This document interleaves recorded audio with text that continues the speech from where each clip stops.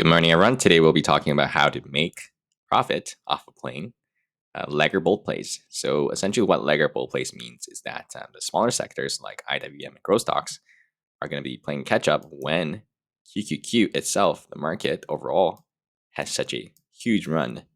And so let's just zoom out to the weekly time frame. So after a strong move in the market will likely rotate money around.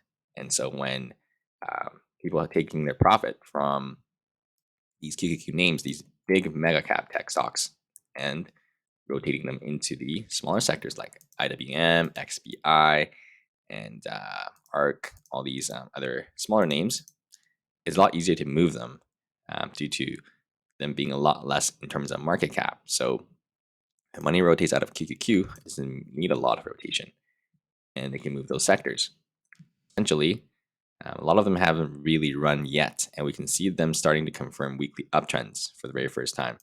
So let's take a look at these sectors, as well as some plays that we can potentially get into later this week. All right, so IWM has been a lot weaker due to the financial sector having issues in the regional banks earlier this year, and now it's playing Legger catch up. You can see we just confirmed a weekly uptrend here just last week, after this candle broke out of this resistance right here at this 189.24. So that's a weekly uptrend confirming. And essentially what I want to see is IWM breaking out of this big looking wedge. And then we'll see probably more growth stocks heading for the next move. So IWM also has a 3x leverage ETF. You guys are interested in playing is TZA. And this is the bear side for 3x TNA. This is the long side. If you guys don't know what the leverage 3x ETF is, check out my last week Sunday's video on the how to make $500 a day trading 3x leverage ETF. And take a look at XBI. So XBI is also a Legger play. This is the biotech sector. You can see it's been chopping around like this and looking kind of like natural gas. So we zoom into the weekly. Similar, natural gas has a huge drop and just chopping around, tightening up. So when this thing breaks out, either this side or this side, it'll be a very substantial move because of how long it's been tightening up since earlier of March last year. So that is a really long tightening range. So when this breaks out, we want to be there for the gains. If it's breaks down this side, we want to short it. You can buy the leverage ETF as well, LABD, which is the 3x bear side. LABU would be the bull side. So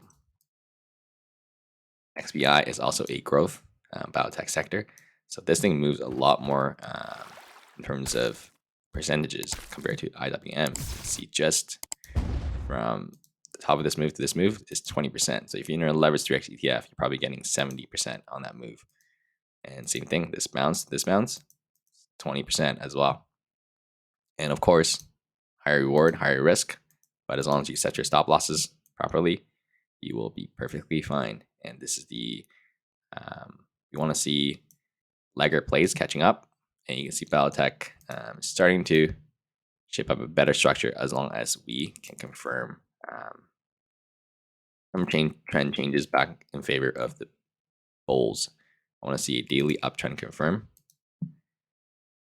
right here. As long as you break that Thursday's high, 85.41, this is a daily uptrend confirming, and we're likely taking back. This is a bear break right here, blocking follow through.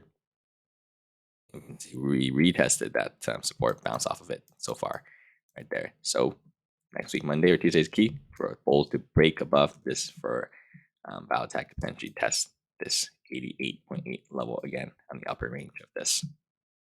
And it's probably a good chance that we might actually break out of this. We'll see when we test this level because the market is so strong. The money might be rotating into these sectors. So we'll see when it tests here. Do we get any volumes and we have a bull break or not? All right, so ARKK, we all know what this is. There's a lot of growth stocks in this ETF, so we can just take a look at what the ETF is doing. you want to know what the exact growth stocks are in this ETF, just Google ARKK holdings, and you'll see all the holdings in this ETF. You can potentially just play those single stock instead of just playing this ETF. But the thing is that ARKK confirmed also a weekly uptrend, and it confirmed a monthly uptrend for the very first time since all-time highs. So that's very notable when growth stocks confirm their very first monthly uptrend since that all-time highs weakness bear market that we had. So that's a very substantial move. You can see just from this uptrend confirming we're close to 44%. So now even if we just bounce to over here, right? That's another 10% just from this little small move, right? We're not expecting to come all the way up back here or anything like that, but regular plays, that's all you want to get in and get out once they have done their big moves. So we'll see. It'll likely continue. And we have the Chinese sector also starting to participate as well in the laggard move. You can see Baba also very weak for longer than a lot of the other stocks. You can see from November of 2020. So that it has been almost 3 years. And we finally starting to shape up a head and shoulder looking pattern on the monthly. Looks a lot more clear on the monthly actually. So inverse head and shoulder. So this is the left. This is the head. And we're just starting to shape up the right shoulder. So an inverse head and shoulder is just a downtrend turning into a uptrend. If it confirms and breaks out this neckline, then it will be a confirmed monthly uptrend. Head and shoulders is a uptrend into a downtrend. So this is the inverse one. That is starting to shape up. So even if we shape up to, let's say, just the neckline, it's 28%. And you know how I remember I talked about that 3x leverage ETF, FXI, and the 3x of the Chinese sector, the yin, YINN, who I got in last Friday. So that would be 3x. So if the sector moves up 10%, it's going to be the yen is going to be moving 30%.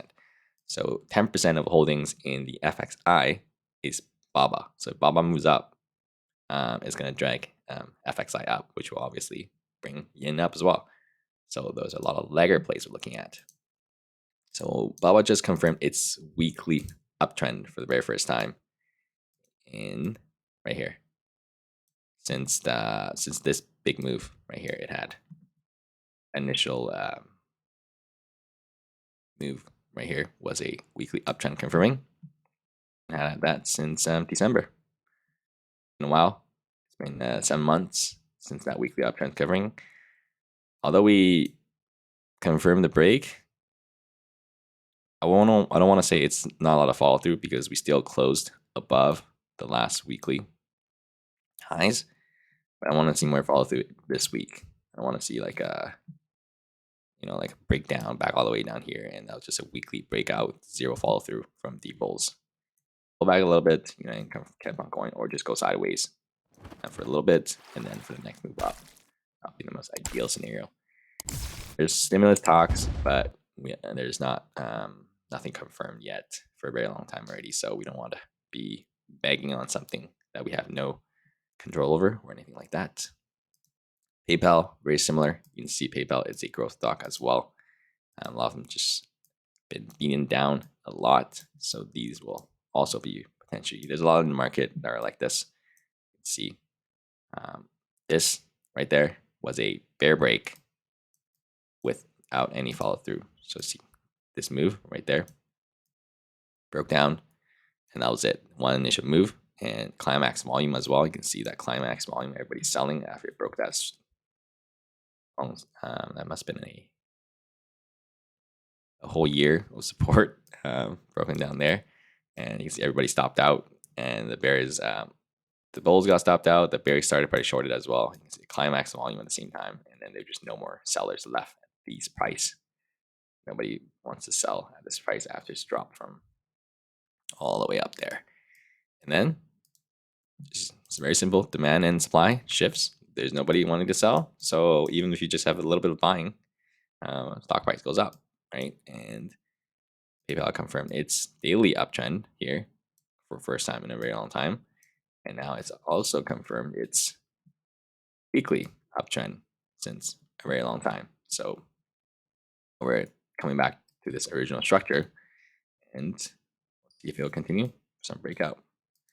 Although its monthly chart still looks very weak, but it'll take some time for it to shape up. Another bounce, pull back a little bit for monthly trend change to confirm. That would be like take us probably to the end of the year, because monthly candles take one whole month to form. So yeah, so make sure you guys to check these leverage 3x ETFs as well as these legger plays out, because there potentially be a lot of moves coming in. And what I want to see in the market is QQQ and SPY continue to stay strong. I don't want to see like something where we just roll over, but it's very not likely. But let's say we pull back and we hold above the prior pivots. This is the current pivot right there. And then we bounce. That's perfectly fine. The trend will just keep continuing as long as the daily uptrend continues. Bulls are in full control. And if you guys want the stock market breakdown, check the video out on Friday that I made on QQQ and Sp500, as well as the 7 mega cap tech stocks. Broke down all of that on Friday. Check that out. So as long as every time we make a higher pivot, it's higher than prior pivot, it means the daily uptrend is continuing. You can see all these pivots. So next time we drop, we would just want to hold above the prior pivots, then bounce, and then continuing to break the prior highs, continue the trend. So every time we bounce, we make a prior high, then that's a good sign for the bulls. In the market will likely continue as long as that keeps on going. But if we start seeing a big enough drop and have a downtrend, then obviously that's a different story. But as of now, we don't have any of that yet. So we'll just have to keep on following the trend. And just like I keep telling you guys, hourly trend is also our very first step for the bears to want to show us anything serious. So as long as we don't even have an hourly downtrend, there's not a lot of trading opportunities since how strong the market is. So currently, this drop is big enough where on the next bounce, if the bears can break Friday's low, then that's an hourly downtrend confirmed. We'll zoom out to the daily chart to see where it wants to take. If that confirms, we'll likely go down to 375 and then to